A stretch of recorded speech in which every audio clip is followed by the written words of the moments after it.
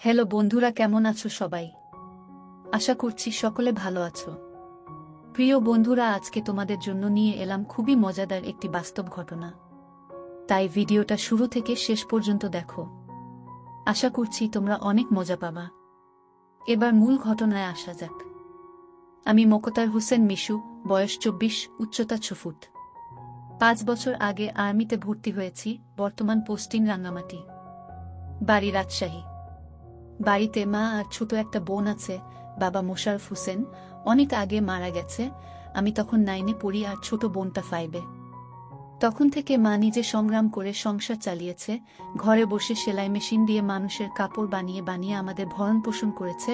কিছু চাষের জমি ছিল, তাই রক্ষে না তো আমার চাচা কাকারা যেমন হারামি এক মুঠো ভাত তুলে দেওয়ার মানুষ ছিল না। নানা নানি দাদা দাদি অনেক আগেই পটল তুলেছে। মামা মামিরা কিছুটা সহযোগিতা করেছে, তাও নাকড়ার মতো করেছে, যাতে মা যা ভাগে পেত তা লিখিয়ে নিতে পারে। আমার ভোলি মা সরল মনে তা দিয়েও দিয়েছে।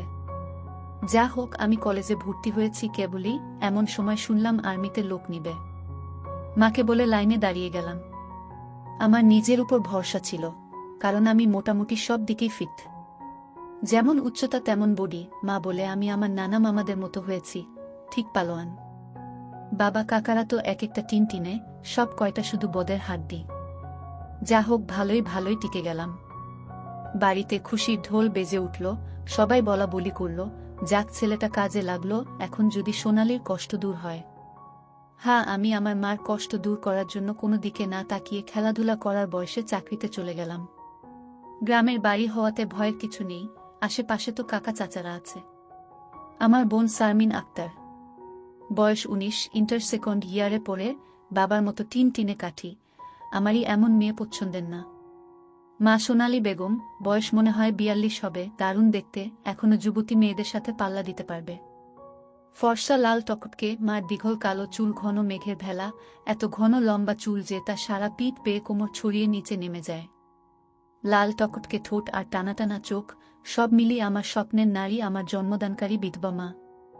যা চরম পাপ, যা কখনো পাওয়ার নয়। সবই জানি, সবই বুঝি, তারপরও মনের কোথায় যেন সোনালীকে নিয়ে স্বপ্নের নীড় রচনা করি। যেখানে মা নয়, সে আমার সোনালী, শুধু সোনালী। আমার মনের এই গোপন চাওয়ার কথা শুধু আমি জানি। আমার সরকারি বেতনে মার রূপ যেন দিনকে দিন বেড়েই চলছে। মার গর্বে বুক সব সময় ফুলে থাকে, গ্রামে সব সময় আমার জয় জয়কার। 5 বছরে ভাঙা ঘর পাকা করেছি, এখন 4 রুমের বাড়িটা আমাদের শান্তির নীড়। এবার ছুটিতে এসেই মা বায়না শুরু করলো আমার বিয়ে দিবে। যদিও এটা অনেক আগে থেকেই চলছে, আমি শুধু বারবার এড়িয়ে যাচ্ছি। আজ এ নিয়ে মার সাথে মুখ কালাকালি হয়ে গেল। মার এক কথা, শারমিন বড় হয়েছে, বিয়ে দিতে হবে। এরই মাঝে কয়েকটা সম্বন্ধ এসেছিল, তার বিয়ে হয়ে গেলে সে একা একা কিভাবে থাকবে, হ্যান ত্যান কত কথা। আমি এসেছি শুনে ছোট মামা এলো, সারাদিন থেকে বিকেলে যাওয়ার সময় আমাদের সবাইকে নিয়ে যেতে চাইল। আমরা না যাওয়াতে জোর করে শারমিনকে নিয়ে গেল, বলল 2 দিন পর মা বেটা গিয়ে বেরিয়ে আসবে, আর শারমিনকে নিয়ে আসবে। আমাকে আর মাকে নিয়ে যাওয়ার জন্য আর কি এমনটা করল। সন্ধ্যা থেকে আকাশটা মেঘলা হয়ে আছে দেখে বাইরে গেলাম না। না হলে 2 দিন থেকে এসে সন্ধ্যার পর বন্ধুদের সাথে আড্ডা মারতে বেরিয়ে পড়ি। আজ গেলাম না দেখে মাও খুব খুশি। গরম গরম পকোড়া ভেজে দিল। বিছানায় বসে মা বেটা মিলে আরাম করে খাচ্ছি। মিশু, হুমা, কাউকে পছন্দ করিস? আমি মার মুখের দিকে তাকিয়ে মুচকি মুচকি হাসছি। বল না, পছন্দ করিস? করলে এতদিন তুমি জানতে না, তবে হ্যাঁ, একজনকে খুব ভালো লাগে, এবং এও জানি তাকে আমি পাবো না। কেন পাবি না? আমার ছেলে কি দেখতে খারাপ? কোনো লাট সাহেবে বেটি সেরে? হা হা। তুমি দেখি রেগে গেলে। রাখবো না, এমন সোনার ছেলে আমার। আর কি না, বল তুই কে সে? বাদ দাও মা, আমার যাকে ভালো লাগে তার কথা দুনিয়ার কাউকে বলতে পারবো না, শুধু খোদাকে ছাড়া। মা আমার এমন গম্ভীর কথা শুনে অবাক হয়ে চেয়ে রয়েছে। এটা কি কথা রে বাবা? আমাকে বলতে না পারিস তোর ভাবি মানে রাসেলের বউয়ের কাছে বলিস তুই? না মা, তা না, তুমি আমার সবচেয়ে বড় বন্ধু। তোমাকেই যেহেতু বলতে পারছি না, সেখানে বলতে গেলে তারা তো আমাদের শত্রু, তাদের বলতে যাব কেন? তাহলে বল না, কে সে? কোথায় বাড়ি? কোনো বাড়ির মেয়ে? আমি চুপ করে বসে রয়েছি। মা অনেকক্ষণ আমার উত্তরের অপেক্ষায় থেকে মুখ গোমরা করে চলে গেল। ঘন ঘন বিদ্যুৎ চমকাচ্ছে, আকাশটা কালো হয়ে আছে, রাতের তারাগুলো না জানি কোথায় ডুব দিয়েছে। আমি জানালার গ্লাস খুলে দিয়ে ঠান্ডা হাওয়া গায়ে মাখছি। হাত বাড়িয়ে ব্যাগটা নিয়ে খুললাম, সিগারেটের প্যাকেটটা বের করে একটা ধরিয়ে টানছি। প্যাকেট রাখতে গিয়ে মোবাইলের বক্সটার কথা মনে পড়ল। সারমিনের জন্য যা যা এনেছিলাম সব দিয়েছি, শুধু মারগুলো দেওয়া হয়নি। চেয়েছিলাম দিতে, এমন সময় ছোট মামা এলো, তাই আর দেওয়া হয়নি। নতুন অ্যান্ড্রয়েড সেট, মা খুব খুশি হবে। আরেক বক্সে একটা স্বর্ণের চেইন, মার যেটা ছিল সেটা আমার এসএসসির ফর্ম ফিলআপের সময় বিক্রি করে দিয়েছিল। তখন থেকে মার গলা খালি। আরও কয়েকটা জিনিস আছে মার জন্য। আয় খেয়ে নে, ঝড় আসতে পারে, কারেন্ট চলে গেলে খেতে ঝামেলা হবে। আমি তাড়াতাড়ি সিগারেটটা জানালা দিয়ে বাইরে ফেলে দিয়ে বললাম, হা দাও। কি লজ্জা, মা সিগারেট খেতে দেখে নিল, জানে আমি খাই, তবে এভাবে দেখেনি কখনো। ঘরে বসে সিগারেট খাওয়াটা ভুল হয়ে গেছে, সারা ঘরে সিগারেটের ধোঁয়া। মা বেটা খেয়ে দিয়ে উঠলাম। মা বলো, আমার রুমে এসো তো একটু। তুই যা, থালা বাসনগুলো গুছিয়ে আসছি। আমি রুমে এসে শুয়ে রইলাম। মা আধা ঘন্টা পর হাত মুছতে মুছতে এলো। কিরে বাবা? আমি উঠে মার হাত ধরে খাটে নিয়ে বসালাম। ব্যাগ থেকে এক এক করে শাড়ি, ব্লাউজের কাপড়, ছায়ার কাপড়, একটা বাদুর বোরকা, দুটো ওড়না, একটা শীতের জামা, চাদর এবং আরও একটা প্যাকেট দিলাম। প্যাকেটটা দিলাম ভয়ে ভয়ে, কারণ ওতে দুশেক ছোট জামা কাপড় আছে, জানি না দেখার পর কি বলবে। এত কিছু কি জন্য এনেছিস? তোর কি বুদ্ধি শুদ্ধি হবে না কখনো? প্রতিবারই এত কিছু আনা লাগবে? আহ থামো তো তুমি, যা লাগে তা আনবো না। এটাতে কি রে? না, ওটা এখন খুলবে না, তোমার ঘরে গিয়ে খুলবে। আর প্লিজ রাগ করবে না। কি আছে এতে, তা তুমি খুলে দেখে নিও। আর হ্যাঁ, আরও কিছু আছে, এই বলে মোবাইলটা দিলাম। একটা থাকতে আরেকটা এত দামি মোবাইল, তোমার চেয়ে কেন কিছু দামি নয় আমার কাছে? এই বলে গালে একটা হামি দিলাম। মাও আমার কপালে হামি দিল। চোখ বন্ধ করো তো। কেন রে? আহ বন্ধ করো না একটু।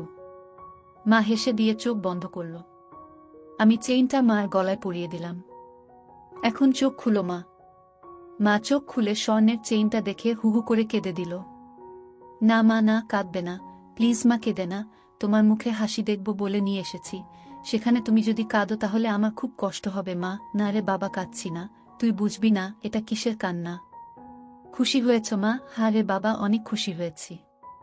এই বলে মা দাঁড়িয়ে উঠে আমাকে ধরল। আমি তো কেঁপে উঠলাম। মা কখনো এভাবে আমাকে ধরেছে বলে মনে পড়ে না। ইস কি নরম, কি সুন্দর ঘ্রাণ, ও দুটো আমার বুকে পিষ্ট হচ্ছে। মা অনেকটা খাটো হওয়াতে তার মাথাটা আমার থুতনির নিচে, চুল থেকে সুবাস এসে নাকে লাগছে। নাক মুখ ডুবিয়ে দিলাম চুলে। ধীরে ধীরে আমার ওটা শক্ত হচ্ছে। মন চাচ্ছে হাত দুটো আরেকটু নিচে নিয়ে রাখি, তবে সাহস পাচ্ছি না। মা আমার যা রাগী মানুষ, ছোটবেলায় কত বেতপিটা করেছে তার হিসাব নেই। মার মুখটা দুহাত দিয়ে ধরে কপালে একটা হামি দিলাম। আর কখনো কাঁদবে না মা, আমি যেন তোমার চোখে পানি না দেখি। আচ্ছা বাবা, আর কাঁদব না। তো যাও, লাল তাঁতের শাড়িটা পরে দেখাও তো, দেখি কেমন লাগে আমার মাকে। যা পাগল, আমি বিধবা মেয়ে লোক, এমন লাল টকটকে শাড়ি পরলে মানুষে কি বলবে? কে কি বলল তাতে তোমার কি যায় আসে? আর এখানে মানুষ আসবে কোথা থেকে? মানুষের সামনে না পড়তে চাইলে পড়ো না, এখন আমাকে তো পরে দেখাও। আমার খুব মন চাইছে সাজুগুজু করে কেমন লাগে দেখতে। তাই ইস আমার বাবা এনেছে, আর আমি পরব না তা কি হয়? তবে মানুষের সামনে কখনো পড়তে বলিস না রে। ঠিক আছে মা, আমি শুধু আমার সুন্দরী মাকে দু চোখ ভরে দেখতে পেলেই হলো। যা দুষ্টু, মাকে কেউ সুন্দরী বলে? হা হা, তাই? তাহলে কি বলবো গো? হি হি, তুই জানিস কি বলবি। বেয়াদবি নিও না, প্যাকেটে যা আছে তাও পড়ো। কি আছে রে এতে? যাও খুলে দেখো। মা চলে গেল। আমি পিছন থেকে দেখে মুগ্ধ হয়ে গেলাম। এ মহিলার কি কখনো যৌবনে ভাটা পড়বে না? প্রায় 15 মিনিট পরে মা এলো। অসম্ভব, এ কাকে দেখছি আমি? এতদিন এক পেরে শাড়িতে যে মাকে দেখেছি তার সাথে এই মহিলার কেন মিল নেয়? কি সুন্দর, অতুলনীয়, গর্জিয়াস, মার্ভেলাস, যতই উপমা দিই না কেন কম পড়ে যাবে। মা দরজার কাছে দাঁড়িয়ে আছে, আমি বিছানার পাশে হা করে দাঁড়িয়ে আছি। মা ভীষণ মায়াবী করে হেসে চোখের ভ্রু উঠানামা করে জানতে চাইলে, কি কেমন? আমি ধীরে ধীরে মার সামনে গিয়ে দাঁড়ালাম। কি রে, কেমন হয়েছে? দারুণ মা, খুব সুন্দর, মনে হচ্ছে অ্যাঞ্জেল। যা দুষ্টু, মাকে এমন কমপ্লিমেন্ট দিতে হয়? আমার 10 পাস মা যে এমন কথাও বলতে পারে জানা ছিল না। সরি মা বলে হাত ধরে বিছানায় নিয়ে বসালাম। আমি নিচে বসে মার কোলে মাথা রাখলাম। তুমি সব সময় এমন ভাবে থাকতে পারো না মা। মা আমার মাথায় চুলে হাত বুলিয়ে দিয়ে কি পাগলের মতো বলছিস? মানুষে দেখলে কি বলবে? তাহলে বলো, আমি যে কয়দিন থাকবো সে কয়দিন এমন করে সেজে থাকবে কেন রে? আমার খুব ভালো লাগে মা। হি হি পাগল, আচ্ছা থাকবনি। আমি মুখ উঠিয়ে মার মুখের দিকে তাকিয়ে, ওগুলো পড়েছ মা? যা শয়তান, কিছু তো শরম করো। মার জন্য কেউ এসব আনে জানি না মা, কেউ আনে কিনা, তবে বাবা থাকলে হয়তো আমিও আনতাম না। সে নেই দেখে মনে হলো আমার মার তো ভালো মন্দর খোঁজ রাখার কেউ নেই, তাই নিজেই রাখি। রাগ হয়েছ মা? না রাগ হয়নি, কিন্তু আর আনিস না কেন মা? পছন্দ হয়নি নাকি সাইজে হয়নি? সব ঠিক আছে। তবে তবে কি মা? মা লজ্জায় মুখ ঘুরিয়ে নিয়ে, তুই এনেছিস ভাবলে পড়তে শরম করে রে। আজ থেকে আমাকে ছেলে নয় বন্ধু ভাববে, তাহলে আর শরম করবে না। হবে মা আমার বন্ধু। যাহ পাগল, সমবয়সী না হলে কি বন্ধু হওয়া যায় এ যুগে? ওসব পুরনো কথা মা। তাই বলে মা ছেলে? হ্যাঁ মা ছেলে, এতেই তো ভালো, একে অপরের কাছে আসা যায়। তুই অনেক বড় হয়ে গেছিস দেখি, কি সুন্দর কথা বলছিস। তা তো অবশ্যই, কয়দিন পর তোমার ছেলে সেকেন্ড লেফটেন্যান্ট অফিসার হবে। খুব ভালো হবে রে বাবা, খুব ভালো হবে। এমন সময় বিদ্যুৎ চলে গেল। মোবাইলটা জ্বালাতো মিশু, দেখি চার্জার বাতিটা কোথায় আছে। থাক না মা, এমন কি সুন্দর তোমার কোলে শুয়ে আছি। জানো মা, পাহাড়ি এলাকায় একা একা পোস্টে ডিউটি দেওয়ার সময় এমন স্বপ্ন রোজ দেখি। প্রতিদিন মনে হয় তোমার কোলে শুয়ে একটু যদি। ঠিক আছে, এমনই থাক, তোর যত মন চাই। ধন্যবাদ মা। হি হি পাগল। মা হু, আজ আমার পাশে ঘুমাবে একটু? কেন রে, মন চাচ্ছে তোমাকে ধরে ঘুমাতে। ঠিক আছে, যা সদর দরজাটা বন্ধ করে ঘরগুলোতে ছিটকানি লাগিয়ে আয়। আমি উঠে লাফাতে লাফাতে চলে গেলাম। আজ আমার খুশি ধরে না, কিছু হলে হতেও পারে। এক জগ পানি নিয়ে এলাম সাথে করে। এসে দেখি মা শুয়ে পড়েছে। টেবিলে জগটা রেখে খাটের পাশে দাঁড়ালাম। মা দেয়ালের দিকে সরে গিয়ে আমাকে জায়গা করে দিল। বজ্রপাতের আলোতে মার মুখটা মায়াবী মায়াবী লাগছে। খোলা জানালার হিম বাতাসে আমার মনে ঝড় তুলছে। জানি না আমার মনে কি চলছে। মনে হচ্ছে মা তার স্বামীকে পাশে শোয়ার জন্য জায়গা করে দিল। মা নতুন বউ, আমি তার স্বামী। দাঁড়িয়ে রইলি যে, শুবি না? হাসুই। মার পাশে শুয়ে পড়লাম, দুজনে মুখোমুখি। আধো অন্ধকারে দুজনে দুজনার দিকে চেয়ে আছি। ঘুমাবি না? তুমি ঘুমাও, আমার ঘুম এত তাড়াতাড়ি আসে না। তাই আয় কাছে আয়, মাথায় হাত বুলিয়ে দিচ্ছি। আমাকে আর পাই কে? একেবারে মার বুকের কাছে বুক নিয়ে গেলাম, তবে কোমরটা দূরে রাখলাম। মা একটা হাত সাইডে লম্বা করে দিল। এখানে মাথা রাখো। মা তার হাতের উপর মাথা রাখতে বলছে। আমি সহজ মনে তাই করলাম। নাকটা মার বগল থেকে ৩-৪ ইঞ্চি দূরে। ভালো মতো দেখতে না পেলেও বুঝতে পারছি যে এর বেশি দূরে নয়, কারণ ঘামের ঘ্রাণ পাচ্ছি। মার বগলের ঘ্রাণেই তো আমার শরীর আনচান আনচান করছে। মার বাম হাতের উপর শুয়ে আছি, মা ডান হাত দিয়ে মাথায় হাত বুলিয়ে দিচ্ছে। এতে করে আঁচল উঁচু হচ্ছে, আর যখনই বিদ্যুৎ চমকাচ্ছে তখনই ওগুলো দেখতে পাচ্ছি। নিজেকে কন্ট্রোল করা মুশকিল হয়ে পড়ছে। মিশু, হু, কাকে পছন্দ করিস বললি না তো? শুনলে রাগ করবে মা, তাই বলা যাবে না। কেন কেন, এমন কাকে তোর মনে ধরেছে যে শুনলে রাগ করব? বাদ দাও না মা, নিজেকে তোমার কাছে ছোট করতে চাই না, চাই না তোমার মনে কষ্ট দিতে। তোর কথার তো আগা মাথা কিছুই বুঝছি না। নাইবা বুঝলে মা, হু। তোমাকে একটু ধরি? মা হিহি করে হেসে, ধর। কি সুন্দর ঘ্রাণ গো মা তোমার। যা শয়তান। আমি মার এমন আশকারা দেয়া কথায় সাহস পেয়ে তাকে চিৎ করে দিলাম। মন চাচ্ছে কোমরাটা উপর তুলে দিতে। মুখটা উঁচু করে হামি দিয়ে বললাম, আমি তোমাকে খুব ভালোবাসি মা। মা আমার মুখটা দুহাত দিয়ে ধরে, আমিও তোকে খুব ভালোবাসি রে সোনা। আমার ভালোবাসাটা অন্যরকম মা। কেমন রে? মা ছাড়া আরো অনেক কিছু। কেমন? শুনলে রাগ করবে না তো? আহ বল না, এত পেঁচাচ্ছিস কেন? তুমি আমার ড্রিম গার্ল মা। তাই তো। কি? হ্যাঁ মা, জানি এটা শুনে আমাকে খারাপ ভাবছ, এজন্যই বলতে চাইছিলাম না। আমি তোর মা মিশু, এমনটা কিভাবে ভাবতে পারলি? জানি না মা, শুধু জানি আমি তোমাকে প্রচণ্ড ভালোবাসি। তোমাকে ছাড়া কাউকে ভাবতে পারি না। চুপ কর বেয়াদব, এমন কথা বলতে তোর মুখে বাজছে না? সরি মা। এই বলে তার উপর থেকে উঠে খাট থেকে নেমে পানি খেলাম। মাও বিছানার উপর উঠে বসেছে। বুঝতে পারছি সে অবাক হয়ে আমার দিকে তাকিয়ে আছে।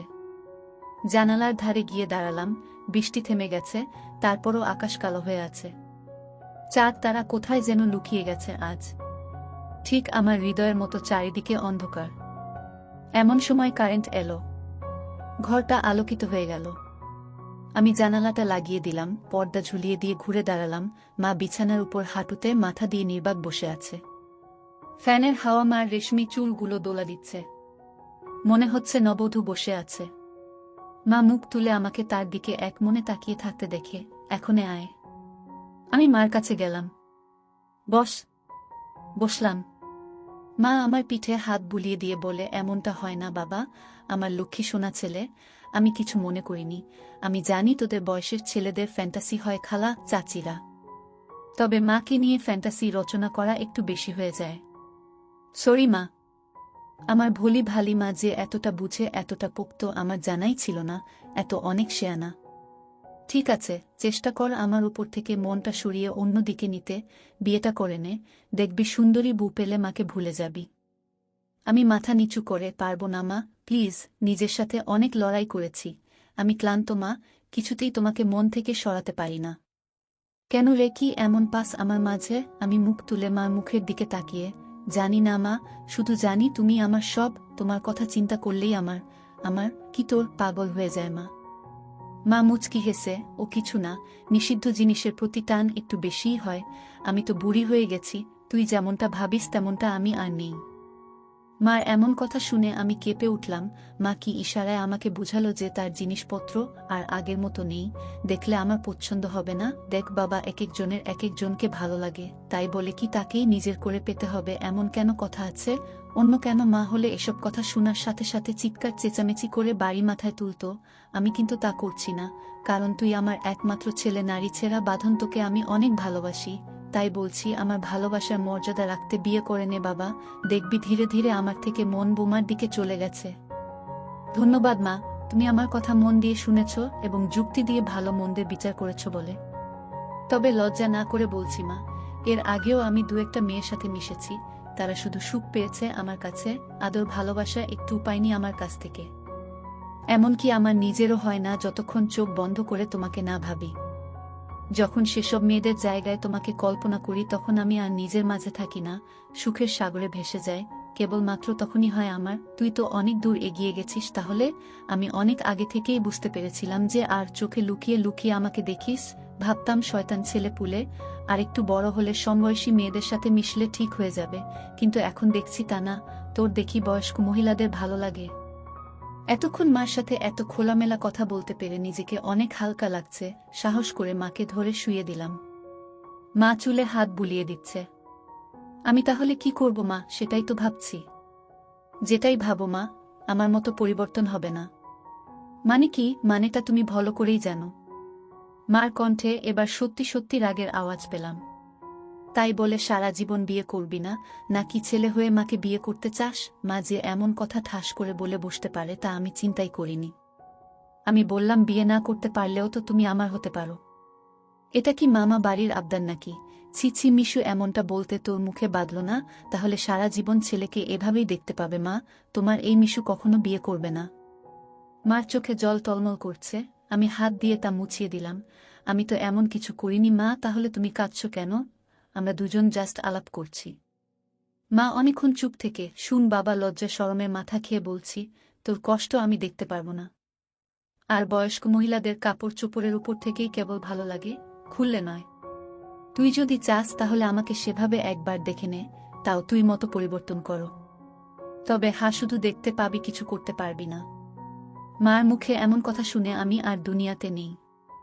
বল রাজি। আর যদি আমি দেখে আরো বেশি আকর্ষণ অনুভব করি তাহলে?